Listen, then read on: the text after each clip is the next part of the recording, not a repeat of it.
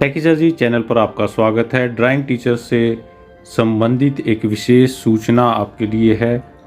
जैसा आपको पता है कि आज 24/339 जो केस था मनोज राठी जी का, और ITI वर्सेस कुरुक्षेत्रा की तरफ से ये केसेस चल रहे थे। इसमें काफ़ी केसेस मर्ज थे और इसमें जो था कि ITI वाले डिमांड कर रहे थे कि उनको यहाँ पर कंडीशनल ज्वाइनिंग दी जाए। तो उससे संबंधित ये केस था कि सुप्रीम कोर्ट में कुरुक्षेत्र यूनिवर्सिटी के कैंडिडेट अपना पक्ष हार चुके हैं और अब उनको कोई अधिकार नहीं है यहाँ पर ज्वाइनिंग करने का, तो उनकी मेरिट को रिवाइज़ किया जाए। तो ये केस था, आज काफ़ी बड़ा अहम केस था और पूरा जो भी जद्दोजहद थी 1 साल की, उसके बाद में इसका कुछ रिजल्ट इसमें आया है। तो यहाँ पे आप स्टेटस देख सकते हैं कि ये डिस्पोज ऑफ हो गया है और नेक्स्ट डेट की अब कोई रिक्वायर्ड नहीं है। तो डिस्पोज्ड ऑफ का क्या मतलब यहाँ रहेगा और क्या इसकी कंडीशन रहेगी, इसके बारे में हम बात करेंगे।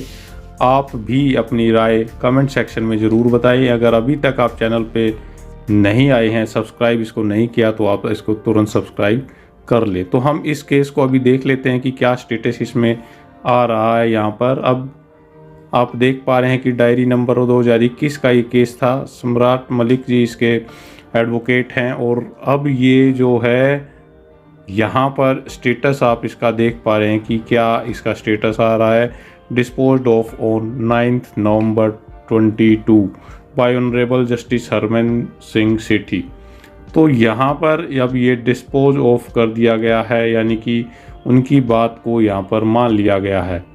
अब यहाँ आप इसको देखें कि ये जो रूम नंबर 28 में चल रहा था और ऑर्डिनरी 237 इसका नंबर था, आज की डेट है, अभी बिल्कुल अपडेट हुआ है। हालांकि अभी इसका जो जजमेंट की कॉपी है वो अभी नहीं आई है, तो लेकिन ये केस यहाँ पे ख़त्म हो गया है। अब क्या यहाँ पे ऑप्शंस रहेंगे आगे और क्या रहेगा, हम इस पे पूरी जानकारी आपसे शेयर करेंगे। अब डिस्पोज ऑफ होने का मतलब है ITI वाले यहाँ पर जीत गए हैं कि जो दूसरे अपोज जिन्होंने किया हुआ था, इसका मतलब उनके जो तथ्य थे वो पूरे नहीं हो पाए और वो सेटिस्फाई नहीं कर पाए कि क्यों ITI वालों को कंडीशनल ज्वाइनिंग ना दी जाए। उन्होंने काफ़ी तर्क वितर्क दिए हैं कि अभी सुप्रीम कोर्ट में इसकी मेंशनिंग हो चुकी हैं, 2 बार मेंशनिंग हो गई है और डेट मिलने के पूरे चांसेस हैं, बट यहाँ पर कुछ भी उसका असर नहीं हुआ। पिछली 1 तारीख की जो कमी थी, जिसमें कि जो जज थे उन्होंने पूरी केस को समझ लिया था और उसके बाद में उनका जो मन बन गया था वो केवल और केवल स्टेट गवर्नमेंट के जो रिजल्ट का इंतज़ार कर रहे थे कि वो क्या अपना यहाँ पर पक्ष रखते हैं। तो वहाँ से वो पक्ष पॉजिटिव ऐसा नहीं रहा है जहाँ तक मेरा अनुमान है, और उसी की वजह से ये इसका जो हाल है वो हुआ है। अब क्या किया जा सकता है, यहाँ पे ITI वाले अब पूरा प्रेशर डालेंगे यहाँ पर, और इसमें 2 महीने का एक जो टाइम दिया है गवर्नमेंट को कि वो इस पे पूरा फॉलोअप ले और कोर्ट के अंदर उसको सबमिट करे कि कैसे इसको आगे किया जा सकता है। तो कोर्ट में इसके संबंधित वो रखेंगे।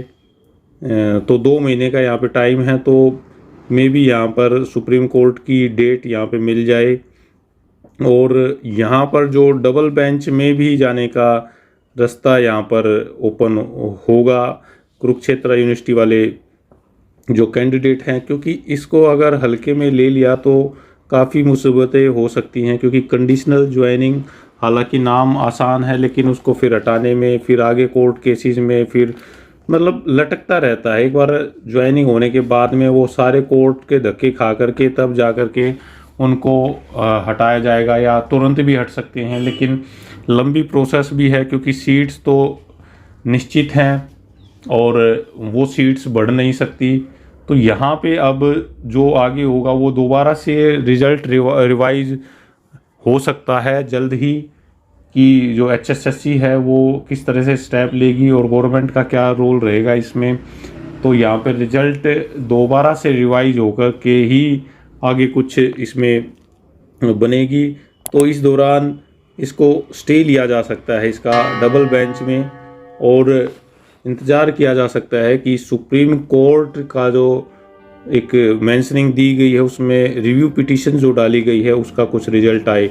अगर उसमें कोई रिव्यू पिटीशन में पॉजिटिव, हालांकि पूरे चांसेस हैं कि पॉजिटिव उसमें चांसेस हैं कि आएंगे, तो वहाँ आने के बाद में तो फिर ये गवर्नमेंट इसमें अपना फिर से स्टेप लेकर के जा सकती है, या जो डबल बेंच में इस पर सिद्ध हो जाएगा कि अब यहाँ पर कोई भी ज्वाइनिंग इसमें नहीं होगी, तो वहाँ पे ये फिर इस ऑर्डर की कोई महत्ता नहीं रहेगी। हालांकि अभी ऑर्डर पूरा अपडेट नहीं हुआ है, तो जैसे ही वो ऑर्डर अपडेट होगा तो आपको पूरी की पूरी यहाँ जानकारी आपको दी जाएगी। लेकिन काफ़ी बड़ा मूव है और आईटीआई वाले काफ़ी खुश होंगे यहाँ पर इस कंडीशन को देख कर के। देखिए, कोई ना कोई पक्ष एक खुश होता है और एक दुखी होता है। सीट्स तो उतनी ही है और उसको पाने वाले बहुत सारे हैं, पहले भी लगे हुए थे, अब दूसरे कैंडिडेट्स आ गए हैं, अब वो पहले वाले आराम से बैठ गए हैं, अब दूसरे नए कैंडिडेट्स उनके लिए आ गए हैं। अब जो नए आए थे उनके अलावा भी फिर से दोबारा नए आ गए हैं, यानी कि तीसरा जो एक पीढ़ी जो हम बोल सकते हैं, एक तीसरा एक ग्रुप तैयार हो गया है कि उन पे ज्वाइनिंग के लिए। अब उनको लो मेरिट कह दें या उनको बिलो एवरेज, बिलो मेरिट कह दें, ये कोई वर्ड ऐसे अभी निकल के आए हैं, तो उनसे कोई भी बात नहीं होती। लेकिन यहाँ पर जो है वो केस का स्टेटस मैंने आपको बताया कि केस का जो स्टेटस है वो इस तरह से हुआ है, और आप अपनी राय ज़रूर बताएं कि आपकी राय से अभी क्या स्टेप्स लेने चाहिए आईटीआई वालों को भी और कुरुक्षेत्र के जो कैंडिडेट्स हैं उनको भी, क्योंकि बहुत सारी चीज़ें हैं जो कि अलग अलग कैंडिडेट्स बता सकते हैं अपनी ग्रुप लीडर्स को, टीम लीडर्स को, लेकिन वो वहाँ पर नहीं बता पाते। तो यहाँ पर एक मंच है आपका, यहाँ पर आप उसको बता सकते हैं, अपनी जो विचार हैं वो शेयर कर सकते हैं। तो ये काफ़ी अहम रहा है ये जो मुद्दा है, और ये आर्ट एंड क्राफ्ट टीचर का जो भर्ती है वो इस मोड़ पर आने के बाद में ये काफ़ी अहम और नाजुक दौर में पहुंच गया है। तो यहाँ पे शुभकामनाएं और विरोध और इस तरह की कोई बातें इसमें है नहीं, क्योंकि अभी भी यहाँ पर आने वाले समय में फिर से फेरबदल होंगी, फिर से डबल बेंच में जाया जाएगा, उसके बाद में फिर सुप्रीम कोर्ट में जाया जाएगा। तो इस तरह की एक लेंथी प्रोसेस चलती रहती है, और ये लेंथी प्रोसेस ख़त्म नहीं होने वाली। ये ख़त्म तब होंगी जब सुप्रीम कोर्ट से फाइनल डिसीजन आ जाएगा कि कुरुक्षेत्र यूनिवर्सिटी वाले वैलिड हैं या नहीं है। वो केस जब आएगा उसके बाद में ही ये जितने भी केसेज हैं वो सारे के सारे धीरे धीरे वो ख़त्म हो जाएंगे।